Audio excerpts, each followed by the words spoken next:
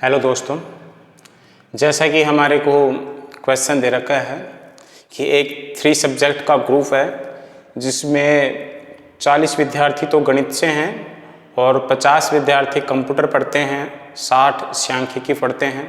तो सबसे पहले हम इसको सॉल्व करते हैं, इसको डिनोट करते हैं, यानी कि क्वेश्चन के अंदर हमारे को क्या क्या दे रखा है इसके ऊपर हम बात करेंगे। जैसे मैथ के अंदर हमें दे रखे हैं 50 स्टूडेंट, मैथ के अंदर दे रखे हैं हमें 40 विद्यार्थी, कंप्यूटर के अंदर हमें दे रखे हैं 50 विद्यार्थी और सांख्यिकी के अंदर हमें दे रखे हैं, स्टैटिक्स के अंदर दे रखे हैं हमें 60 विद्यार्थी। इसी प्रकार से हमारे को आगे और दे रखे हैं कि मैथ और कंप्यूटर के अंदर, यानी कि इन दोनों के मध्य कितने विद्यार्थी हैं? 10 विद्यार्थी हैं। इसी प्रकार से मैथ और स्टैटिक्स के मध्य स्टूडेंट दे रखे हैं इसने 40 और इसी प्रकार से तीनों के अंदर दे रखे हैं मैथ और स्टैटिक्स, इन सभी के मध्य विद्यार्थी कॉमन दे रखे हैं 10। सबसे पहले हम क्वेश्चन को पढ़ने की एक बार देखते हैं कि क्वेश्चन में हमें क्या दे रखा है, क्या नहीं दे रखा। उसके बाद हम क्वेश्चन को शुरुआत करेंगे। मेनली क्वेश्चन में ये दे रखा है कि मैथ के अंदर 40 विद्यार्थी हैं और यानी कि कंप्यूटर के अंदर 50 हैं और स्टैटिक्स के अंदर 60 हैं। इसी प्रकार से मैथ और कंप्यूटर के अंदर 10 विद्यार्थी हैं, मैथ और स्टैटिक्स के अंदर 40 विद्यार्थी हैं और मैथ, कंप्यूटर और स्टैटिक्स के मध्य विद्यार्थी हैं 10। तो सबसे पहले हम बात करते हैं, देखिए अगर ऐसे क्वेश्चन हम करते हैं तो उनको वेन आरेख से समझना काफ़ी इजी हो जाता है। चलिए हम बात करते हैं वेन आरेख के ऊपर कि वेन आरेख क्या कहता है, लेकिन वेन आरेख की सहायता से भी नहीं करना चाहते हैं, अगर हम डायरेक्ट करना चाहते हैं तो डायरेक्ट भी निकाल सकते हैं। सबसे पहले यहाँ पर आपको एक विशेष इंपॉर्टेंट बात और दे रखी है कि टोटल विद्यार्थी, यानी कि मैथ यूनियन, ये टोटल विद्यार्थी आपको दे रखे हैं 10। कई बच्चे कहते हैं कि सर आइडेंटिटी की सहायता से कर दीजिए, हमें आइडेंटिटी की सहायता से बेस्ट रहता है। चलो हम बात करते हैं आइडेंटिटी की सहायता से। सबसे पहले हम बात करें इसकी, तो इसके लिए आइडेंटिटी क्या होती है? इसकी आइडेंटिटी होती है m + c + s। उसके बाद में m intersection c minus m intersection s minus c intersection s और साथ में यहाँ पर प्लस आ जाता है math intersection c intersection s। अब बात करते हैं, इसकी वैल्यू हमें दे रखी है 90, इसकी वैल्यू हमें दे रखी है 40 और यहाँ दे रखा है हमारे को 50, इसकी दे रखी है 60 और यहाँ दे रखी है हमारे को कितना 10 और यहाँ दे रखी है हमारे को 14 और यहाँ हमें निकालना है c इंटरसेक्शन s और यहाँ हमारे को दे रखा है 10। सबसे पहले हम इस वैल्यूज़ को निकाल लेते हैं। अब देखते हैं क्या होता है, थोड़ी देर के लिए देखते हैं। जैसे यहाँ पर हो रहा है 90 और यहाँ पर इन दोनों को ऐड करेंगे 90 प्लस इसमें से हम माइनस करेंगे 60 में से ये वाला पोर्शन माइनस करेंगे, यानी कि 10 से हमारा 10 कैंसिल हो जाएगा और यहाँ पर 60 में से अगर 14 माइनस करेंगे 20 और यहाँ c इंटरसेक्शन s और जैसे कि 90 से 90 इंटरसेक्शन हो गया और इसकी वैल्यू हमारे पास में आ गई 20, यानी कि यहाँ तक हम समझ गए हैं कि यहाँ पर ये पोर्शन क्या है।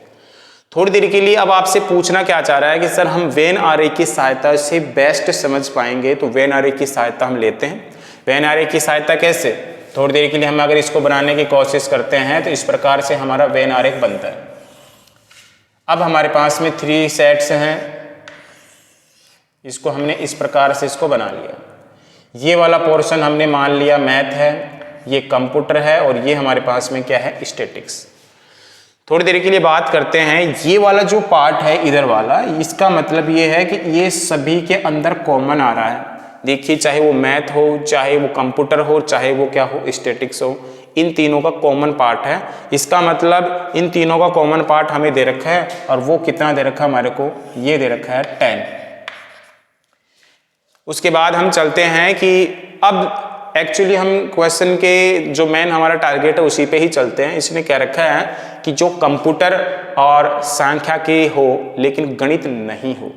कहने का मतलब ये है कि वो क्या होना चाहिए, उसके पास में कंप्यूटर होना चाहिए और उसके पास में क्या होना चाहिए, स्टैटिक्स होना चाहिए, लेकिन उसके पास में क्या नहीं होना चाहिए, मैथमेटिक्स नहीं होना चाहिए। अब बात करते हैं वो क्या पूछना चाह रहा है। वो सिर्फ और सिर्फ आपसे ये वाला पोर्शन पूछ रहा है। सर ये कैसे निकाला जाएगा, क्या आप इसको अच्छे तरीके से निकाल सकते हैं?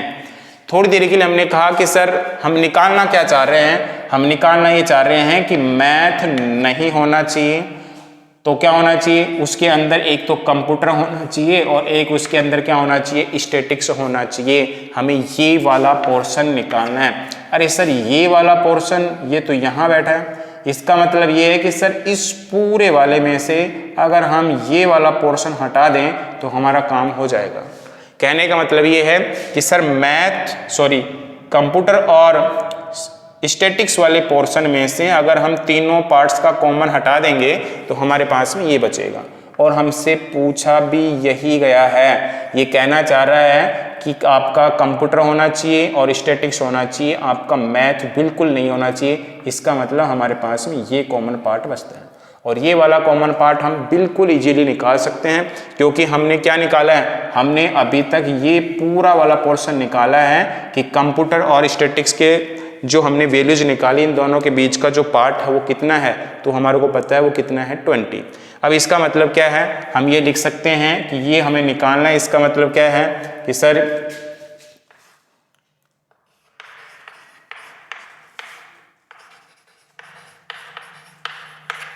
ये वाला पोर्शन हम निकालेंगे।